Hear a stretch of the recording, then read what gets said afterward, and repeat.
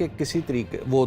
دنیا کو بتائیں کہ میں مذاکرات کرنا چاہتا ہوں، اور دوسرا یہ ہے کہ ان لوگوں کی حفاظت کا بھی بندوبست کیا جائے۔ یعنی یہ وہ لوگ ہیں جن کے اوپر عمران خان صاحب نے بھروسہ کر کے بتا دیا ہے کہ یہ میری پارٹی نہیں چھوڑیں گے۔ ہو سکتا ہے اگر ان میں سے کسی کے دل میں کوئی تھوڑی سی تشویش ہو تو وہ بھی شاید عمران خان صاحب کی اس موو کی وجہ سے وہ تشویش بھی رفع ہو جائے۔ اور دوسری بات یہ ہے کہ بالخصوص عمران خان صاحب کو خطرہ ہے کہ ان لوگوں کو توڑنے کی کوشش کی جائے گی، بلکہ خیبر پختونخوا میں تو یہ بات بالکل عام ہے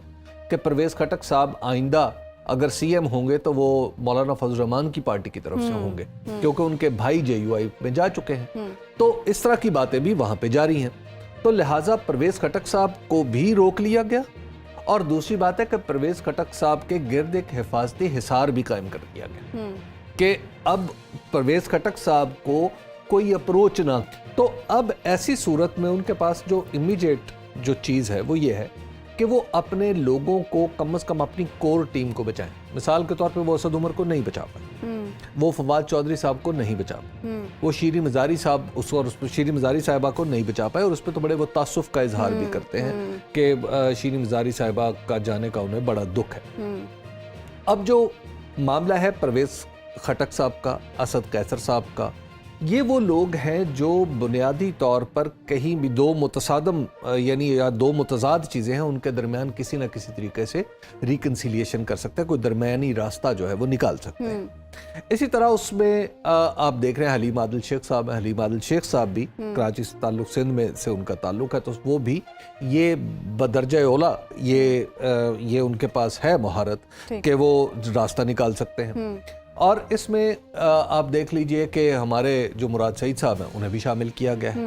اب مراد سعید صاحب کو بھی شامل کیا جانا، اس کا مطلب یہ ہے کہ اس کو بیلنس کیا ہے انہوں نے، جہاں پہ ایک طرف بالکل ڈوز ہیں، دوسری طرف انہوں نے ایک ہاک کو بھی شامل کر لیا ہے۔ قریشی صاحب بھی تو ہیں، شاہ محمود قریشی صاحب بھی ہیں۔ تو اس سے غالباً دو اہداف حاصل کرنا چاہ رہے ہیں عمران خان صاحب۔ دیکھیے اس وقت عمران خان صاحب ایک جس سچویشن کا شکار ہے وہ یہ ہے کہ ان کی پارٹی سے لوگ نکالے چلے جا رہے ہیں۔ عمران خان صاحب کے ووٹ بینک کا تو ابھی حساب کتاب نہیں کیا جا سکتا، لیکن اندازہ یہ ہے کہ ان کے ووٹ بینک میں کوئی بڑا ڈینٹ نہیں پڑا۔ اب بھی بہت سارے لوگ ایسے ہیں جو یہ سمجھتے ہیں کہ عمران خان صاحب جس کو بھی ٹکٹ دیں گے اس کو ووٹ بھی مل جائے گا، اور کئی الیکٹیبلز اب بھی ان کے پاس ہیں۔ اور دوسری بات ہے کہ سب سے بڑی بات ان کی اپنی جو پاپولیرٹی اور پاکستان تحریک انصاف کی پاپولیرٹی اور پھر پی ڈی ایم کی نالائکیاں اور نااہلیاں، ان سب نے مل کر جو فضا ہے فی الحال اس کو عمران خان کے حق میں رکھا ہوا ہے کرے،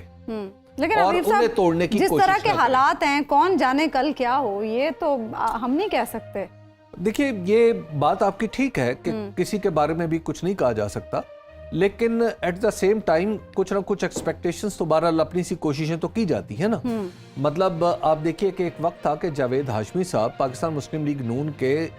مدار المہام تھے جب نواز شریف چلے گئے تھے،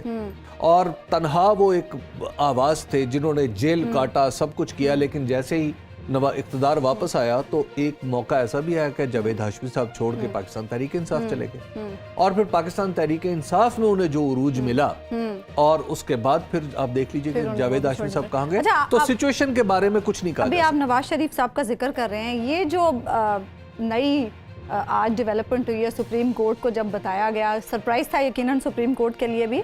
یہ نظر ثانی جو قانون ہے اس کے حوالے سے جو ایک نیا قانون ہے، اس پر آپ کیا سمجھتے ہیں؟ نواز شریف صاحب کی، جہانگیر ترین صاحب کی واپسی ہو جائے گی، واپس آ جائیں گے؟ دیکھیے ایک تو اس سے یہ سمجھ لیجئے کہ پلڑے برابر ہو گئے نا، جس طرح مریم نواز صاحبہ جلسوں میں بار بار کہا کرتی تھیں